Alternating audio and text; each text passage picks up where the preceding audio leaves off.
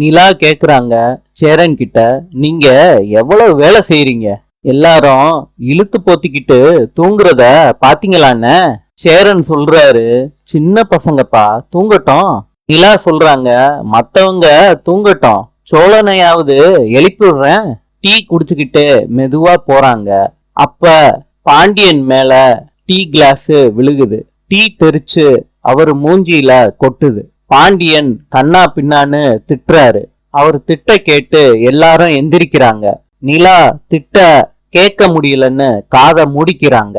சேரன் சொல்றாரு, அந்த பொண்ணு நிலா சோழனை தாண்டா எழுப்பு வந்துச்சு, ஏன்டா இப்படி பண்ணீங்க? நிலா இருக்காங்கன்னு தெரியாம சேரன் கிட்ட பாண்டியன் சொல்றாரு, அன்னிக்கிட்ட உங்களை பத்தி தானே பேசிக்கிட்டு இருந்தேன் அப்படின்னு பேசிட்டு திரும்புறாங்க. நிலா நிக்கிறாங்க. பார்த்துட்டு பாண்டியன் ஓடுறாரு. பாண்டியன் அவங்க ஒர்க் ஷாப்ல வேலை பார்த்துக்கிட்டு அவங்க லவ்வர் கிட்ட நடந்ததெல்லாம் சொல்றாங்க. இதை கேட்டுட்டு அந்த பொண்ணு சிரிக்குது. உங்க அண்ணி கிட்ட சாரி மாத்திரம் கேளு, அவங்க உன்னை மன்னிச்சிருவாங்கன்னு பாண்டியன் கிட்ட சொல்றாங்க. பாண்டியனும் வீட்டுக்கு வந்துடுறாங்க.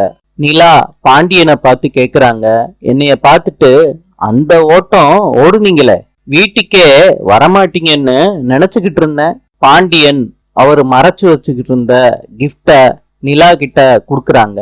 அப்ப நிலா அத ஆச்சரியமா பாக்குறாங்க. சேரன் சொல்றாரு, வீட்டுல யாருக்கிட்டையாவது பாண்டியன் சண்டை போட்டா ஏதாவது வாங்கிட்டு வந்து இந்த மாதிரிதான் கொடுப்பான். பல்லவன் வேகமா போய் பாண்டியன் கொடுத்த கிஃப்ட் பாக்ஸ வாங்கி திறக்கிறாரு.